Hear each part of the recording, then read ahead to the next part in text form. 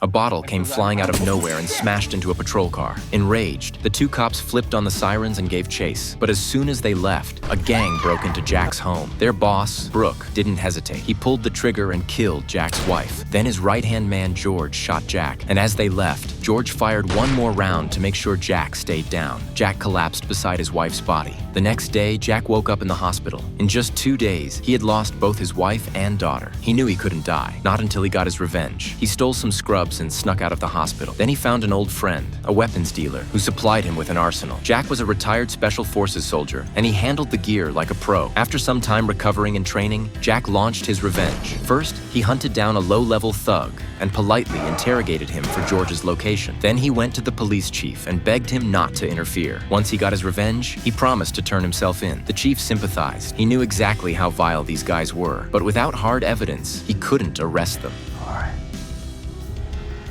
Quick. Meanwhile, Brooke found out Jack was still alive. He sent George and the whole crew to hunt him down. But while they were gone, Jack ambushed the guards, broke into Brooke's hideout, and killed him on the spot. By the time George returned, Brooke was already dead. But George didn't seem sad. In fact, he was happy. With Brooke gone, he could finally take over. Jack returned to his friend's place, not knowing George's girlfriend had seen him. She tipped off George, who showed up with backup. George didn't know which apartment Jack was in, so he shouted insults outside, trying to lure him out. Jack realized he couldn't stay hidden forever and grabbed a sniper rifle. He fired the moment his friend opened the door, but missed. His position was exposed. Jack and his friend made a run for it, shooting their way through the crowd and escaping in a car.